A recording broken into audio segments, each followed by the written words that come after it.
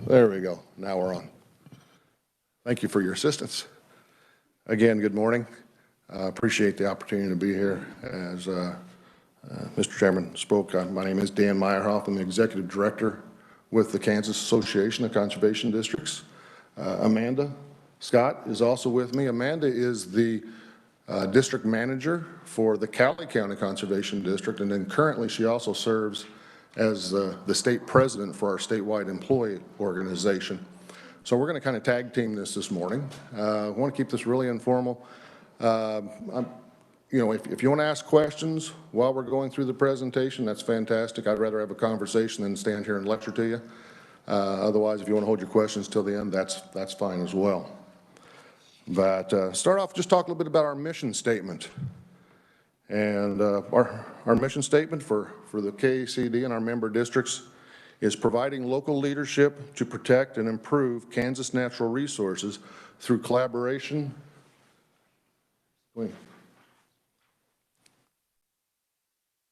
Marcus, can I get you to go? Perfect. All right. Again, our mission statement is providing local leadership to protect and improve Kansas natural resources through collaboration, education, and implementation. And, you know, we feel collaboration, working with others is important. There's a lot of state agencies, federal agencies, NGOs out there. We all have the same goal, and working together, working with each other, we can get a lot further, whether it be with education events, you know, information education, and implementation. If we don't implement things, if we don't implement the conservation practices on the ground, we're really not gaining anything. So those are the three things we really want to focus on. Who we are. You know, we are 105 conservation districts. That's who KACD represents. There's a conservation district in every county in the state. Each district has 5 volunteer supervisors, so with 525 volunteers across the state that provide local leadership and guidance to local conservation programs in each individual county. Next slide, please. Next one. There we go. I'll try to make sure I point that out as I go through here. There's 102 conservation district managers. We're a couple of conservation districts that do share district managers, and 9 additional administrative support people. And over the past 10 or 15 years, through grants and agreements we have with some organizations and such, we've actually been able to start building a technical support presence as well, where we have technical folks that go out and work with farmers and ranchers as well. You can see we have 5 different geographical areas. Those are the same areas that the State Conservation Commission commissioners represent. I have 5 board members that sit on that state board that provide me guidance on what I'm supposed to be doing throughout the year. Area 1 is Alan Roth. Alan's out of Hayes. Bill Simshauser represents Area 2. Jerry Clausen from Nickerson represents Area 3. Bevan Law represents Area 4. And our newest member, he was just elected this year, is Darrell Donahue from Wilson County. And that board meets several times throughout the year, providing me guidance and carrying out conservation at the state level and also at the national level. Here in a couple of weeks, we're going to be meeting with our federal legislators through a virtual conservation fly-in to share our needs with our federal representatives. Okay, next slide, please. We'll talk a little bit about the history of conservation districts, why we're here, where we came from, et cetera. And I think all of you, are aware of the Dust Bowl back in the 1930s. We've all seen the pictures of the clouds of dust that rolled across Kansas. Southwest Kansas was the heart of the Dust Bowl. You know, back in 1933, Congress passed a law initiating the soil erosion service in the Department of Interior. Shortly after that, in 35, they moved that soil erosion service to the USDA and changed the name to the Soil Conservation Service. It didn't take long for them to figure out at the federal level that local leadership was needed to address natural resource issues. Natural resource issues aren't the same all across the country. They're not the same from western Kansas to eastern Kansas. You need that local presence. And so they created a conservation district law, a model conservation district law in 1937, And President Roosevelt sent a letter out with that law to all the states and said, please look at creating, a conservation district law for your state. And Kansas turned around in 1937 right away, passed a conservation district law. The first conservation district then was formed in Labette County in 1938. And then over the next, actually about 20 years, conservation districts were formed across the state of Kansas. The last conservation district actually to be formed in Kansas was right here in Shawnee County in the early 1950s. That the State Conservation Committee was formed by that 1937 law here in Kansas. It was changed to the State Conservation Commission. And the State Conservation Commission was an independent agency, of course, up until 2011, when it was merged in with the Department of Agriculture, became the Division of Conservation, and the State Conservation Commission now serves as a policy board to the Division of Conservation. And the DOC in the Department of Ag does administer conservation district law and works with the conservation districts hand in hand. Okay, next slide. How we are funded.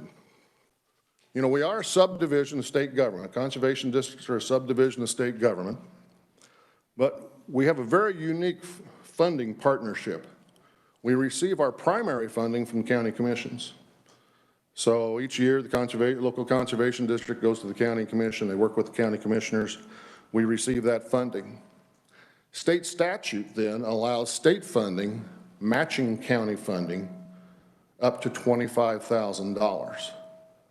Now that's what's allowed by state law. In reality right now, if a county provides $25,000 or more in funding each year, the state is providing $22,180, I believe, about 84 cents on the dollar because of budget cuts and so on in recent years. The federal side then, we are co-located with NRCS and FSA and the USDA Service Center in the 95 counties in Kansas where NRCS has an office. We have a very unique partnership with NRCS. We are housed with them. They provide us a place to sit, office equipment, some training, etc., computers. And in turn, conservation districts provide administrative support to NRCS in carrying out their federal programs. And as I talked about, we have 44 technical positions in Kansas. Those positions also work side by side with NRCS staff in providing planning assistance and implementation assistance to farmers and ranchers across the state. It's a great partnership. Okay, next slide. Talk a little bit about district priorities. Conservation districts, again, we're located in every county. We are the primary local unit of government responsible for, protecting our natural resources at the local level. But we do have 5 specific priorities we really try to focus in on. The first one, of course, being delivery of financial and technical assistance. There's financial assistance out there, and we're going to talk about the different financial assistance that we do provide through our offices and the technical assistance that we provide in working with farmers and ranchers and homeowners across the state. We focus in on reduction of sedimentation, nutrient, pesticide runoff, water quality protection, restoration in streams and above reservoirs, protection and sustainability of the Ogallala and related aquifers, and also then, and this is becoming a big buzzword, promoting conservation practices that improve soil health. Soil health of our working lands is so important. And all these priorities do support, the state water plan and the water vision.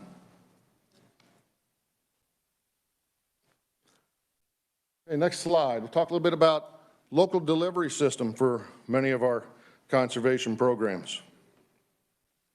There are a lot of different programs that we do provide support for. The Water Resources Cost Share Program, the Non-Point Source Pollution Program, the Riparian and Wetland Program. Those 3 state programs, all funded out of the state water plan, they are available in all 105 counties across the state and are implemented through the Division of Conservation and conservation districts at the local level.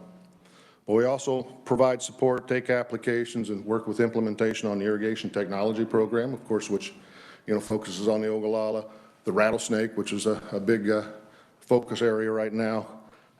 We provide assistance with taking applications and implementing the Kansas Reservoir Protection Initiative, which is a Kansas Water Office program.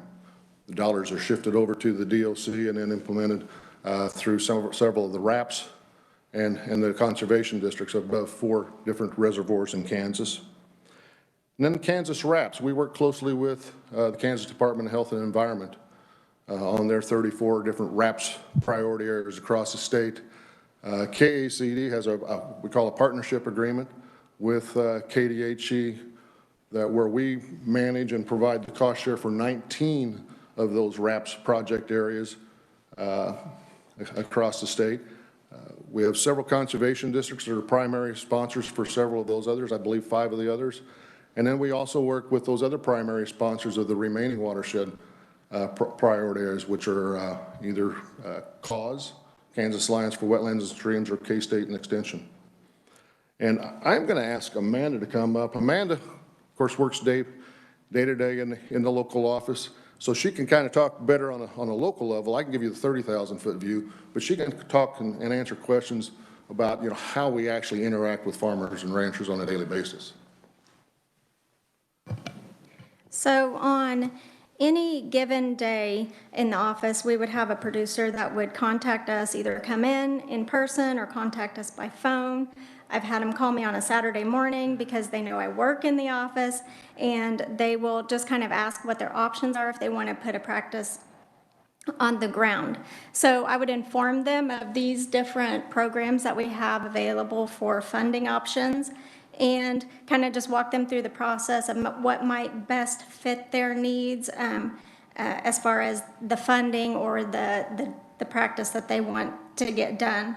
And then we just we coordinate with them throughout the whole project. So via letters back and forth or contracts back and forth, getting signatures, making sure that they submit what they need to get submitted in a timely manner. And then once the project is complete, we'll follow up with them, make sure it's working the way they want it to work, make sure that they're maintaining it the way it's supposed to be maintained. And then that usually brings them back later on down the road for additional, funding or projects that they want to get implemented. So that's kind of the daily interaction that we would have with producers in our office. A quick question while you're standing there. Sure. An example, you have here the riparian program. If someone called in and asked about that, how would you handle that?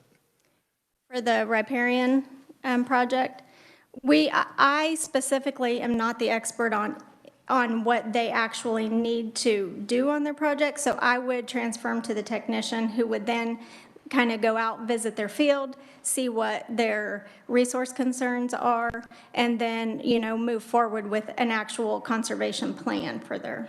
Okay, this is the technical staff you were talking about within the same facility? Yes. We have, in my office specifically, we have 2 technical staff, and so one is a rangeland specialist, one is a soil conservation specialist. So depending on what kind of resource concern they have is where I would direct their. These Department of Ag employees? They're actually both. That's one of the unique things about the partnership conservation districts have with NRCS. Is that, we provide them support with the administrative, Amanda takes the applications, for the programs and things like that, make sure that they get paid and so on and so forth. But either NRCS technical staff or one of those 44 technical staff that are conservation district employees that are trained by NRCS and work side by side with NRCS are the ones that actually go out to the field and work with that farmer in the field to make sure that the farmer or rancher gets what they're wanting, and that it does then meet a standard. So we're making sure that the tax dollars that we're paying to get that practice implemented is going to do what we want it to do. Okay, Representative Riley. Thank you, Mr. Chair. Amanda, go into that a little bit further, what these technicians do when they go out to the field. Example being, do they go out and do soil tests? Is that what they do? What are they doing out in the field? Do you know? Out in the field, they will often meet with the producer and usually ride around on the property, see what all of the resource concerns are and what the producer has in mind that he would like to implement. And then they would, from there, draw up a conservation plan, and then they would implement those practices. So they're working with the producer to see what the resource concerns are and kind of what the producer would like to see practices installed. Okay, then I guess to clarify my question a little more, so give me an example what a producer would ask for. Clarify that a little bit more. I can go into that in maybe a little bit more detail. The technical folks, when they go out to the field, like Amanda talked about, first thing they do is they work with that producer to determine what is the concern that they have that they're wanting to address. And once they learn that, they work with the producer, okay, is it soil erosion? Is a gully out there that they need, addressed with a structural practice such as a grass waterway or terraces? If we're dealing with nutrient management, things like that, our folks don't, in most cases, actually take the soil test. They work with the producer, talk to the producer on what is needed. We talk about collaboration and working with others.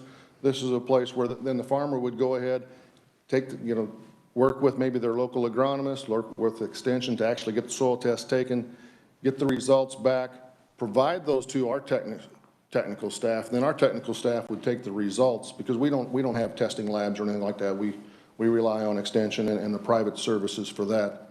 But then our technical staff would take the results and then work with that producer, develop some type of a prescription for what they need to be doing from a standpoint of applying nutrients, applying pesticides, residue management, et cetera. Does that answer the question? Okay. Thank you. Thank you, Mr. Chairman.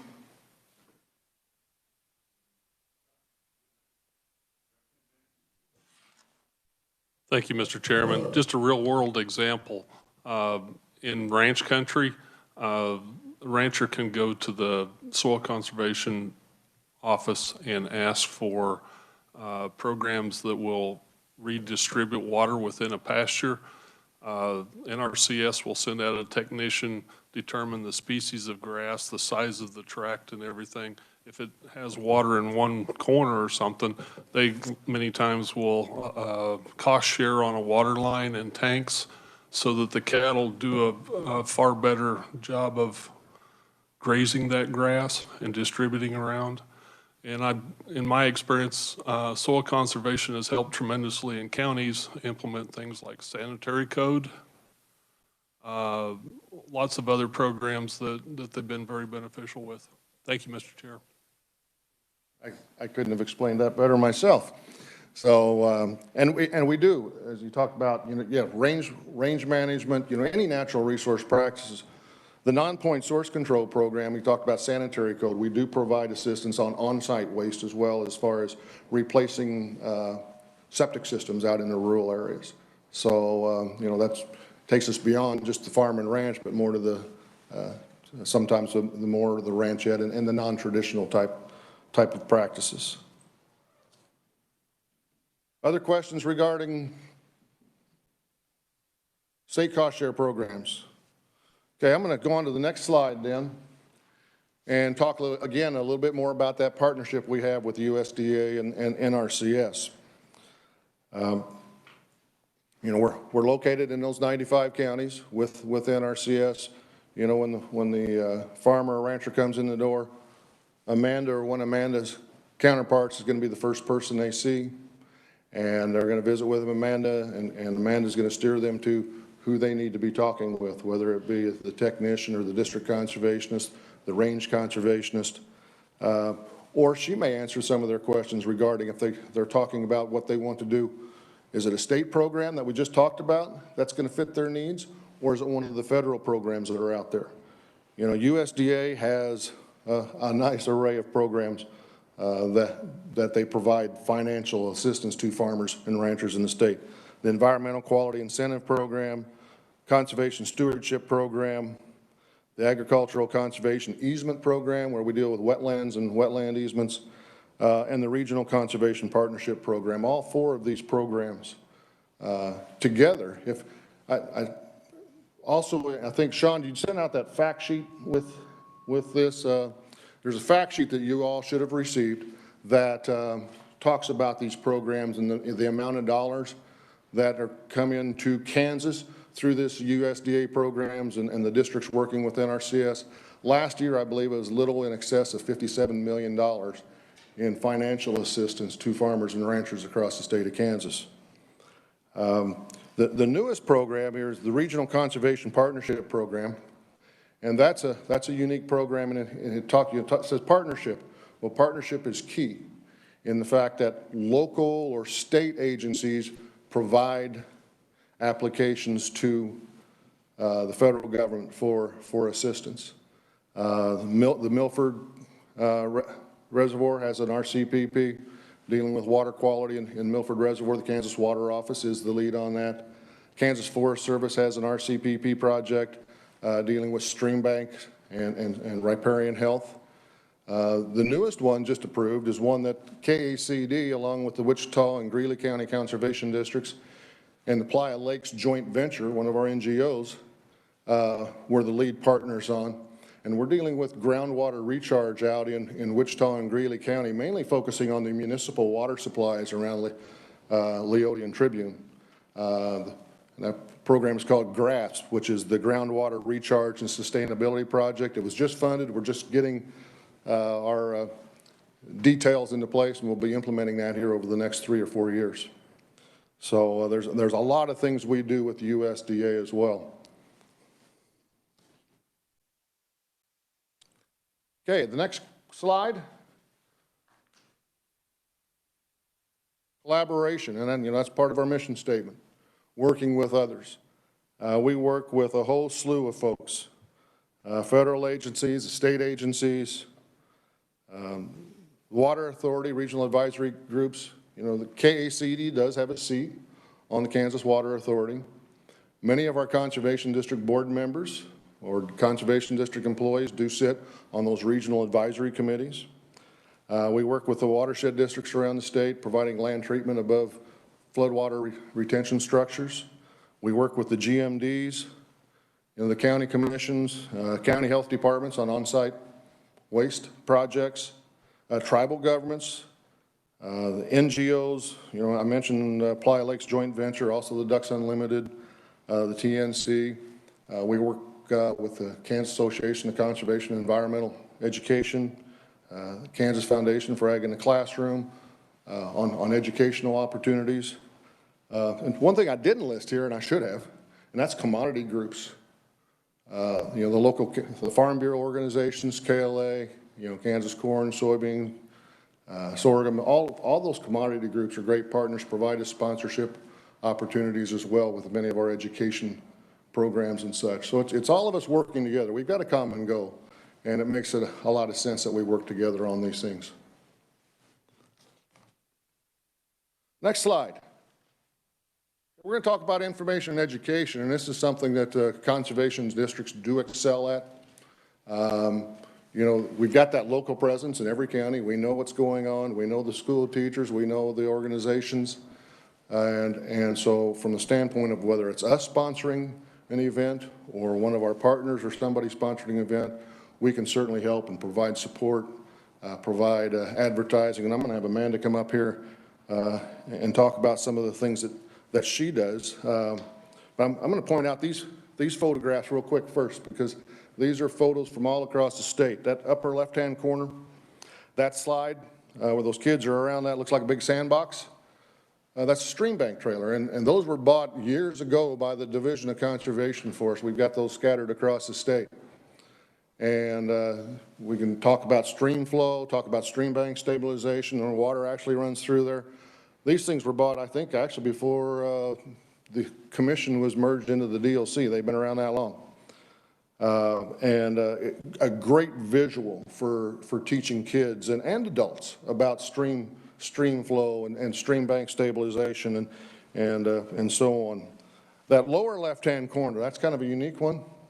That combine is setting in the Overland Park Event Center. One of our board members drives his combine down through Overland Park to the event center, and along with the local farm bureau, the extension service, and the conservation district, they put on an education event for elementary kids called a Slice of Ag. That upper center photograph, that's up at Kerwin Reservoir at the Boy Scout camp up there. That's a multi-county conservation district event called Wacky Days. And I'm not sure I know what all that acronym all stands for. Wildlife, agriculture, conservation. I don't remember what K is, but Y is youth, and it's for 5th and 6th graders. They have 400 or 500 kids there for that event. That rainfall simulator, we've got several of those scattered around the state, KCD or local conservation districts, and it is a great visual. Someday I need to come out here and set it up outside and for the legislators to see. We've had the tabletop one here before, but we need to bring that one down here.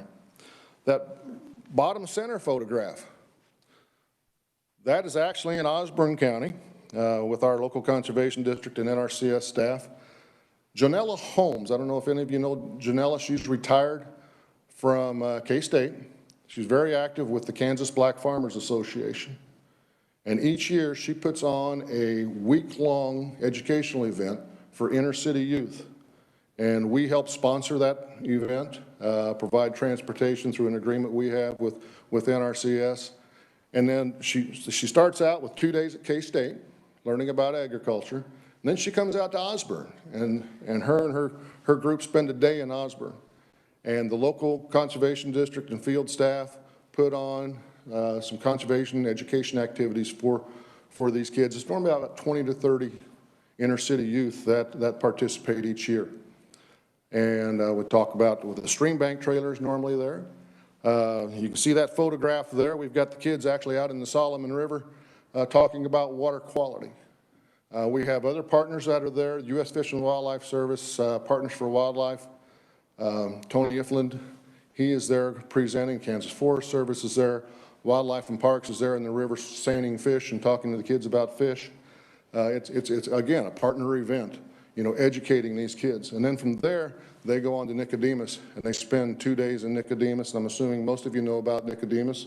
It's, you know, a historic site, an African-American settlement right after the Civil War. So a great story there. And then that last slide is an ag event or an education event for elementary kids called A Day at the Farm. And we have these type of events all over the state. Amanda, you want to talk about what you do in Cowley County?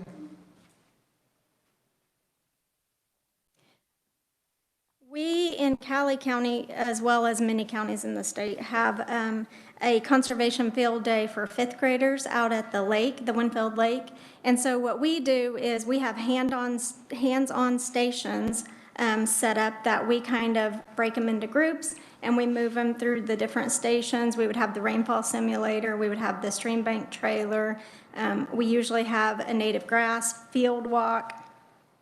And we have about 100 students that attend every year to this event. We have had a several week-long series at our city library where they invited us to come in, and we've actually set up these in the parking lot and had elementary students go through the stations at the library. We host a poster contest every year with all of the schools in the county. They send posters to our office, and then my conservation board judges the posters, and then we submit the winning poster to the state for their contest. So that's just a few things that we do in our county. There are a lot of educational events that go on statewide for conservation districts. Thank you, Mr. Chairman. Those events are from, like Amanda talked about, a small single county event with maybe 30, 40 kids to these multi-county events, water festival down in Garden City. They do that every other year. They have 1,200 kids that they run through in a 2-day period. I know Topeka here, Shawnee County has a water festival. That's a big event. So we reach thousands of kids every year with educational events across the state. Okay, next slide. You know, we're never too old to learn. And so we do a lot with adult education as well. And that upper left-hand slide is actually a photograph. That's out at Hayes. I live in Hayes. And I hosted a meeting for the State Conservation Commission commissioners and my board. This was 2 years ago. It was a joint meeting to talk about conservation issues across the state.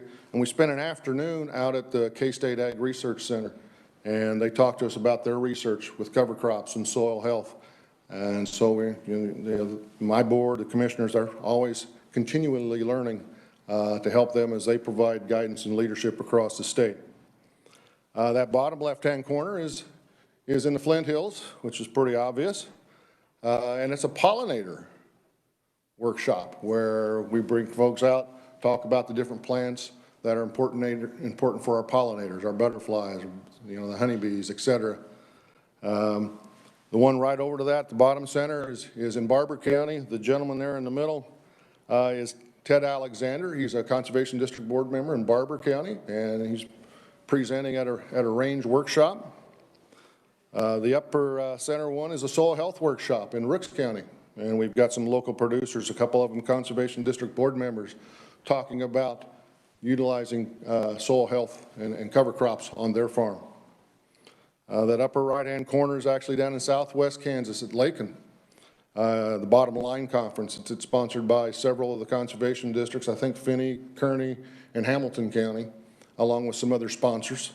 They've had 2 conferences this last year. Of course, COVID unfortunately shut it down, but I know they are planning for one in August again this year. And that bottom right picture is a Women in Ag Conference, and that one is sponsored by several of the conservation districts up here in the northeast part of the state. I'm forgetting the little town that they hold this in, but they have about 250 participants in this Women in Ag Conference in the northeast part of the Kansas every year. And it's been going on for quite a few years already. So, and the conservation district sponsor that along with a lot of those other organizations and agencies. Next slide. We'll talk just a little bit about our educational tools that we do have. And this slide is just a few of them. And these tools are available for anybody in Kansas to use. All they have to do is go through the local conservation district to request it. If you've got a 4-H club or a school or something. We are actually working with Kansas Foundation for Ag in the Classroom right now. And they are putting together a web page on their website. And we're going to have a link from our website to it. But it's going to be a one-stop shop for educators, for school teachers, and so on. We're providing some funding for KFAC to get that done, so they can go and find out what these tools are and request them from the proper spot. But that upper left-hand photograph is a soil tunnel trailer, and we have 2 of those. One is located in Miami County, one's located in Rush County, so in the eastern and western part of the state. You can request that. The Conservation District will work with whoever wants to get it out there. It's a great visual. The soil tunnel trailer, if you ever go to the State Fair, it is in Agriland at the State Fair every year. And we have Conservation District managers that are down there throughout that entire State Fair, that 10-day State Fair,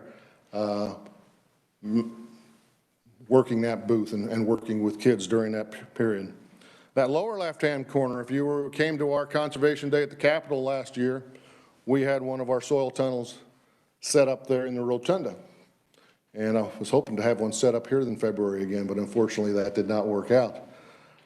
This one I'm really proud of. This is the last one we had made. And this photograph you're looking at there, this one is Kansas specific in the fact that we talk about the Kansas state soil, the Harney silt loam.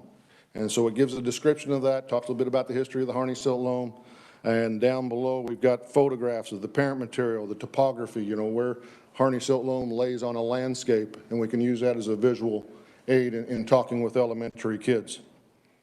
That upper center one is a rainfall simulator trailer. It's an outdoor education trailer where that thing goes all over the state. We've got a couple of them. We're actually in the process of getting a third one through an agreement that we have with NRCS. We set that up. We can, demonstrate, the rainfall simulator and the benefits of native range and using no-till, using cover crops as opposed to have conventional till out there and the runoff and the sedimentation that we get from a clean till field. The upper right-hand corner is an earth balloon. That thing stands about 18 feet tall, so we couldn't set it up in here. But it's really a unique visual, and the kids actually go inside that balloon. And there are several different lesson plans that are age-specific, but basically we're talking about geography and earth science, and it's a great educational tool for kids, and they love getting inside that earth balloon. The bottom right-hand corner is a wind erosion simulator, and you would think that we don't have wind erosion anymore, but we actually had a few dust clouds out in southwest Kansas just this last year, and so we still talk about wind erosion and ways to reduce the effects of wind erosion and conservation practices that we can implement to change that. And then that bottom center photograph, and that's an augmented reality sandbox. We've had that here a couple of years in the Rotunda during our Conservation Day at the Capitol. That's a really neat 3D high-tech visual. If you haven't seen it when it was here, and Amanda actually has one in her Conservation District office. Amanda, you want to talk about how you use that at all as far as an educational tool? Go ahead. All right. You're doing a good job. But anyhow, we've got two of them that travel the state. One's located in Greenwood County, and the other one's located out in Ellis County. You can request it from your local conservation district. We'll take those anywhere in the state. Great for school. It's not, of course, you could try to get kids around the sandbox. This is one where you want a smaller group of kids.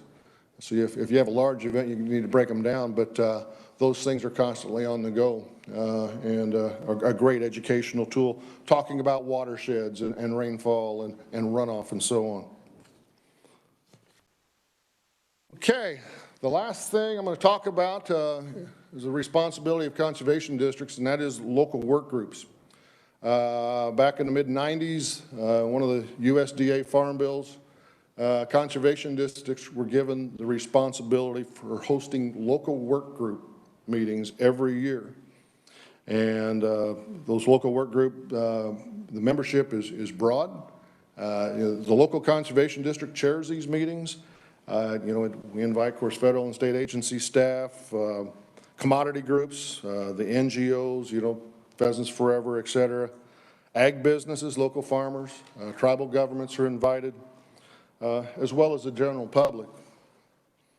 And if you go to the next slide, the purpose of these is to take a look at what are the local needs in that county. Like I said, the needs in Morton County are a lot different than the needs in Donovan County. And so getting the needs at that local level are important. Those local groups are to address, identify what are the priority concerns in your county, what are your needs, what are the educational needs, what do we need to be providing out here from the standpoint of education, for not only our kids but our producers from the standpoint of soil health, cover crops, irrigation technology. And this group's also meant to provide then program recommendations. And they take these notes at the local level, at the county level. In some cases, there are 2 or 3 counties are going together with it. NRCS is what they call management units, only about 3 or 4 counties in size, and sometimes these local work groups will cover that management unit. But they take that information, they send it up to the NRCS state office who compiles information from across the state. The NRCS has an advisory group called the State Technical Committee, which is made up of state agency folks, the commodity groups, NGOs, there's some local producers, there's ag business that attends, and they provide advice to NRCS on their programs and resource concerns that they feel are a priority that need to be addressed.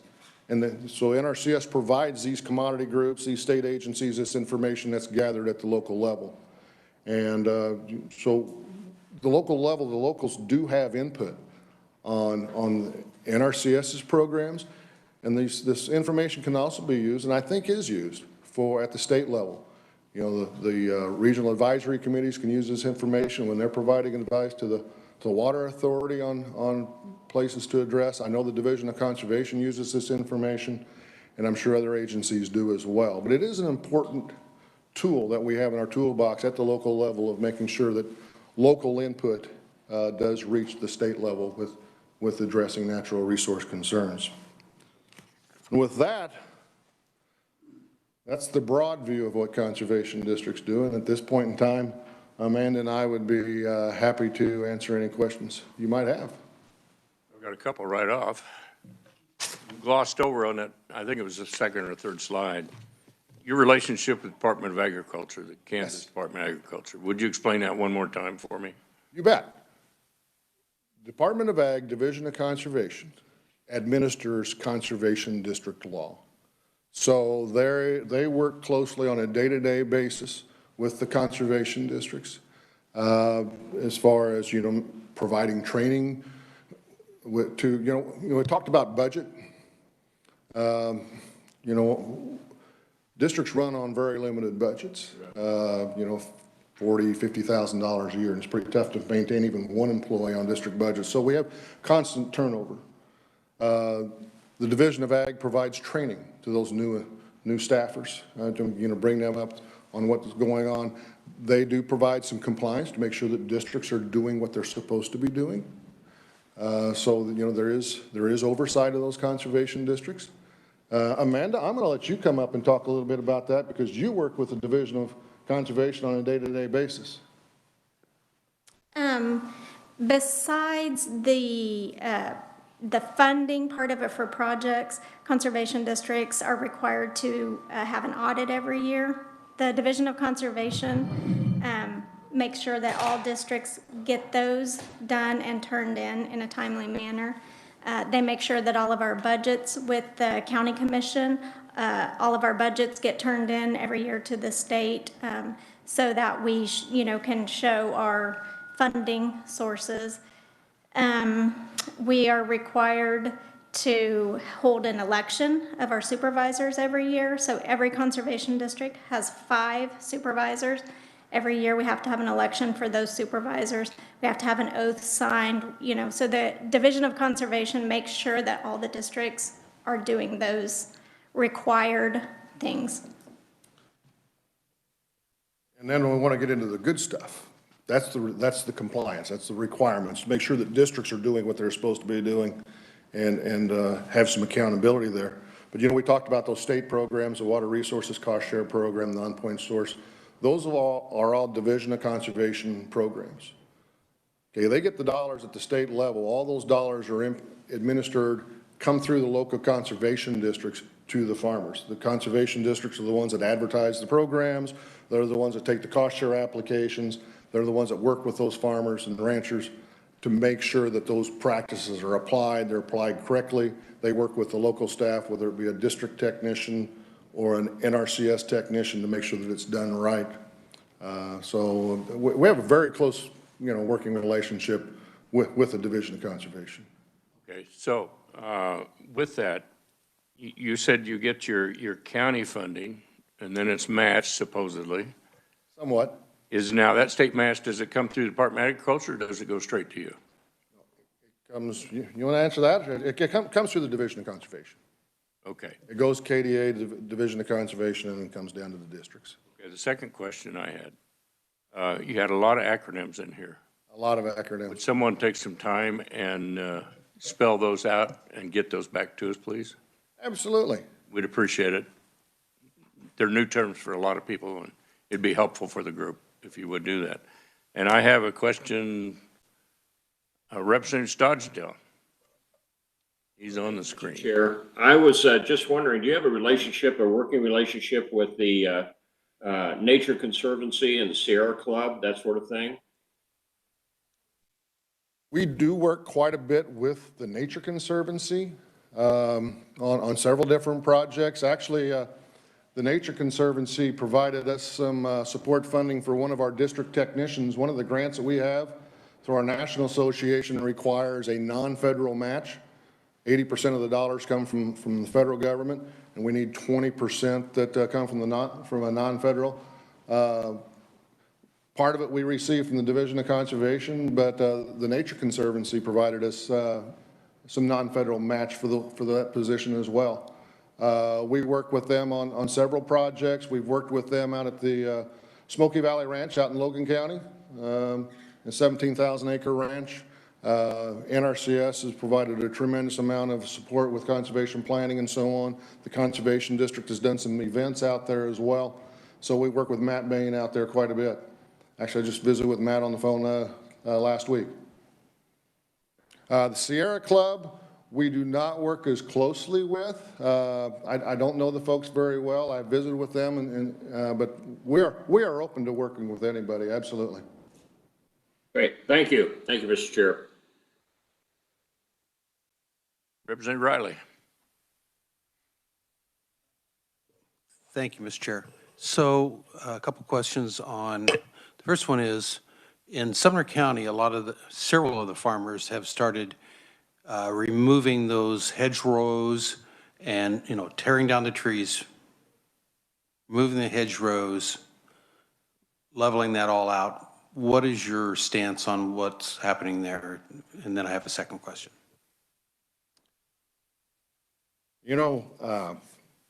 Those hedgerows were all planted back in the 30s to reduce wind erosion. Those hedgerows certainly do have a conservation benefit. In a lot of cases anymore with our new farming practices and so on, are probably not as important from the standpoint of wind erosion because a lot of them are using no-till, using cover crops, et cetera. I know the reason they tear those hedgerows out is because that acre of land is something they want to produce crops on. Those hedgerows are important, though, for other reasons, not only for soil erosion, wildlife habitat. Extension has research out there that, even the protection from wind by those windbreaks does provide some benefit in an increased crop production so far out from that windbreak. So, from my standpoint personally, I like those hedgerows out there, but at the same time, I understand why the farmer takes those out. With larger equipment, it makes a larger field, they gain that acre back. So, I might, as a conservationist, encourage them to leave the windbreak in, but, we're going to work with that farmer and rancher. Thanks. That's kind of what I was thinking too. And then the second thing is down by Good Springs, South Sumner County. We have like a wildlife area down in there. Do you do any cooperation with, I know that's a federal reserve area or something for ducks and geese and stuff to come into. Do you do any work with anybody in that area? I'm not familiar with that specific location, but yes, we do. We work closely with Wildlife and Parks at the state level, U.S. Fish and Wildlife Service, mainly through their Partners for Wildlife program with their private lands folks. But, we hold events together, information education events, promote programs that they have going, special projects, provide support for special projects with implementation. Absolutely. I saw the Ducks Unlimited, that's part of their... We work with Ducks Unlimited quite a bit. That RCP, which is the Regional Conservation Partnership Program, Mr. Chairman, the groundwater recharge and sustainability project. Part of that is protection and restoration of wetlands around those municipal water supply. And Ducks Unlimited is going to provide us some of the technical design work as the non-federal match for that program with that. We have Pheasants Forever. We have a very close working relationship with Pheasants Forever. PF is the acronym. And we live on, I worked for the federal government for 39 years before I retired and did this, so we live off of acronyms. So I apologize for sometimes using acronyms without thinking about things, but We have Pheasants Forever biologists located in several of the field offices around the state. So, yes. Like I said, it's collaboration. It's all about working together. Any further questions from the committee out there in the virtual world? Representative Minix. Thank you, Mr. Chairman. I have I guess a question and a comment.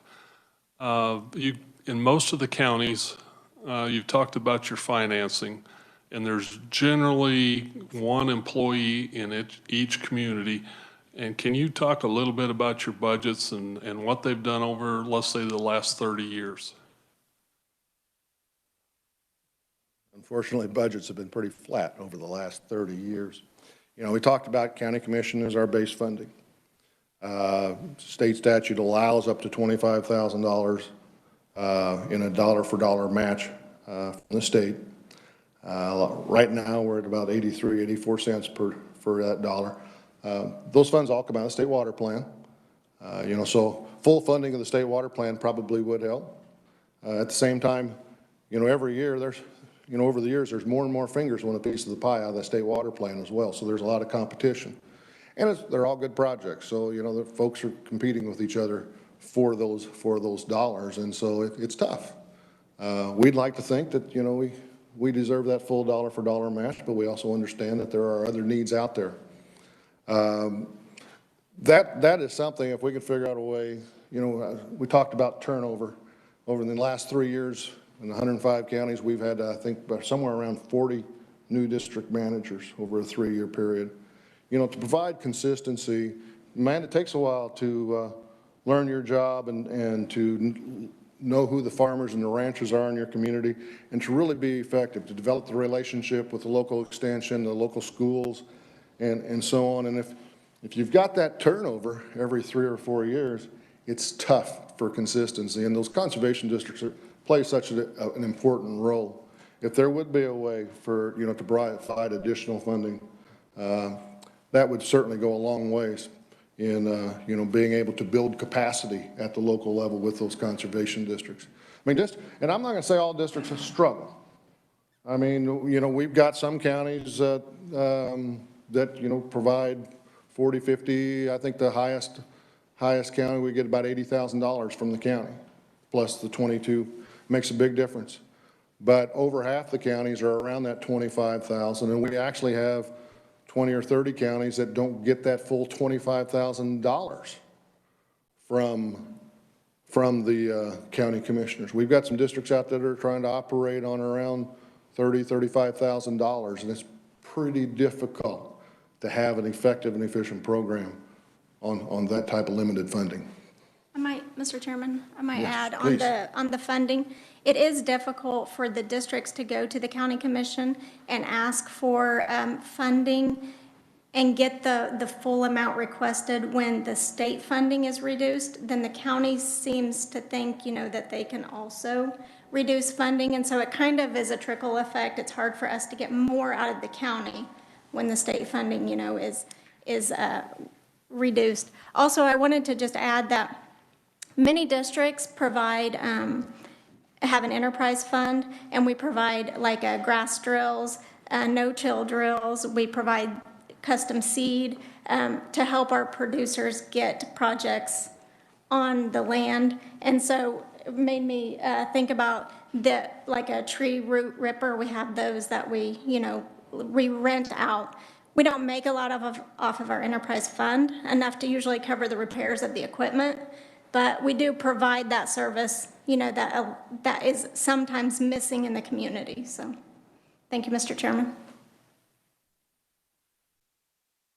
Thank you, Mr. Chairman. I appreciate your response to my question. I've seen over the last 30 years, the budgets at soil conservation offices remain exactly the same.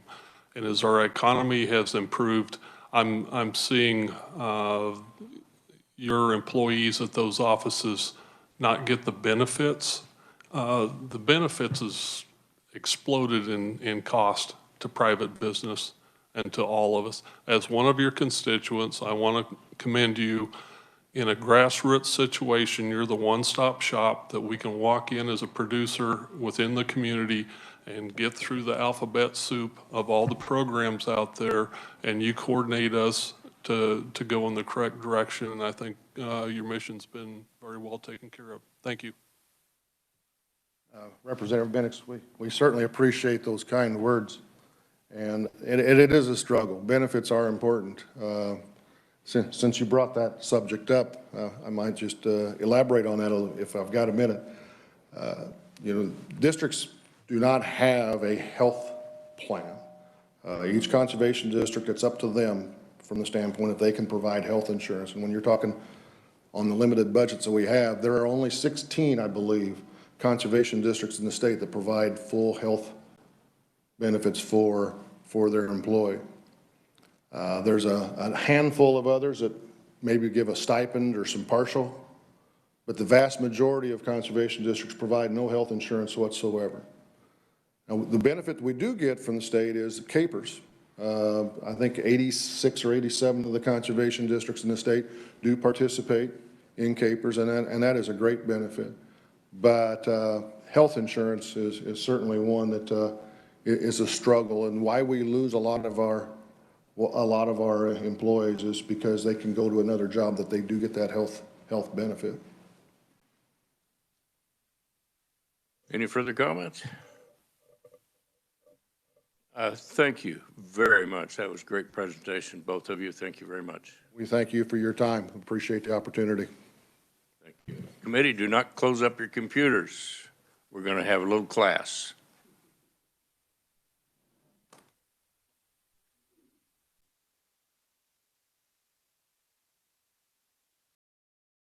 So let me share my screen.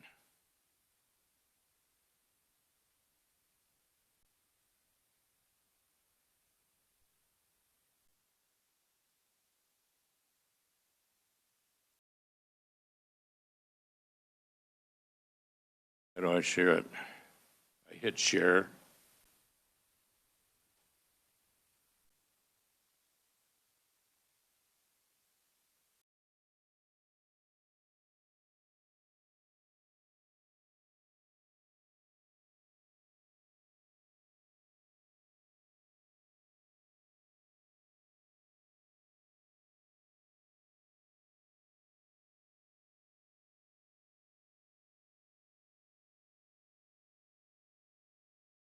Okay, everyone. What has been instituted here is a new file system, and I like it. You may not, but we're going to find out.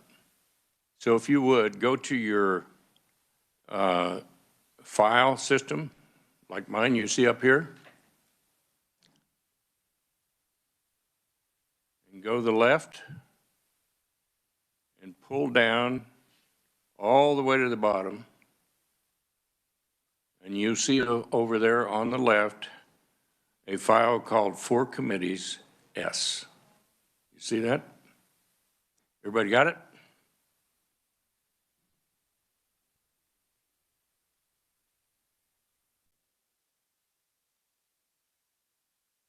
Let me know when you're all there.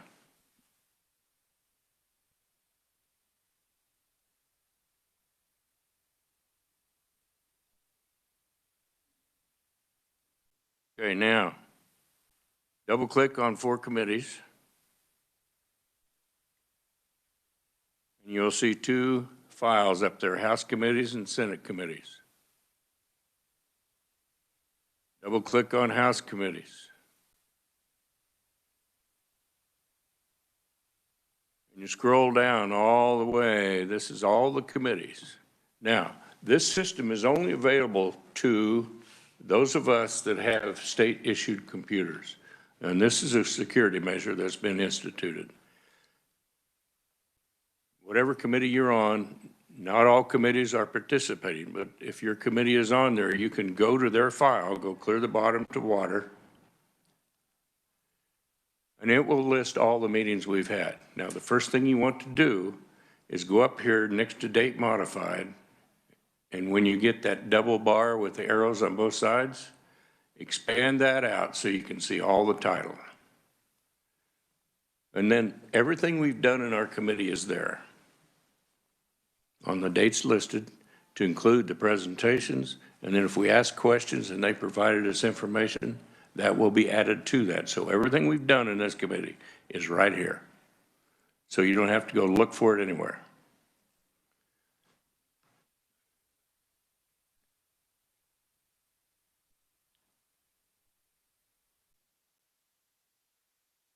Include minutes of meetings and so forth. Anyway, that's what I wanted to show you, so that this does two things. It puts everything in one spot, and it keeps the committee assistants from having to send all these boatload of information to every member all over the Capitol. It has slowed down our outlook tremendously. It just overwhelmed the system every day with all of that. So now all you have to do is just go to this one location, and that's where it'll be. So today's meeting should already be in there, is it not? Go back over and look. 3:15.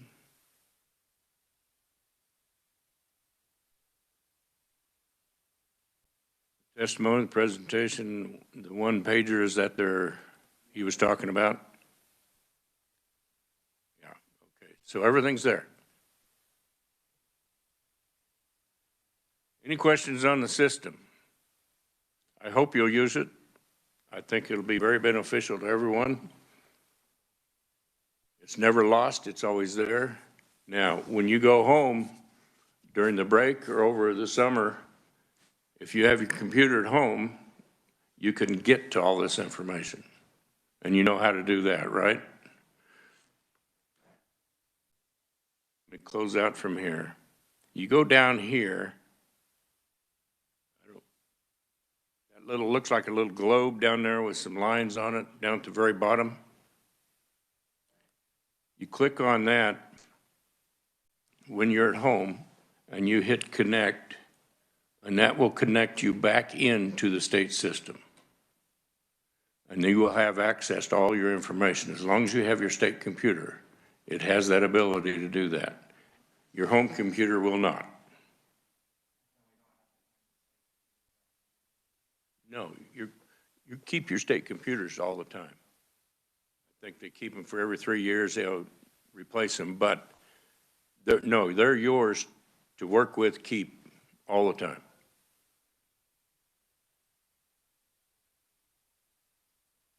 Any other questions?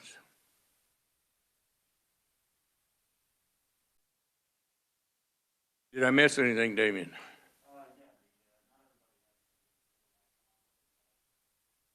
That's the Cisco.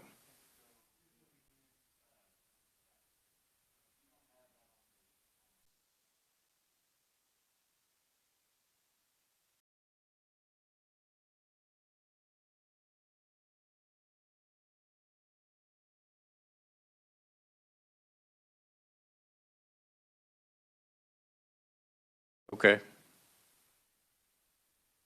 If you don't have it, I'd ask somebody to help you and put it on at your bottom down there in your taskbar. It just makes it a lot easier.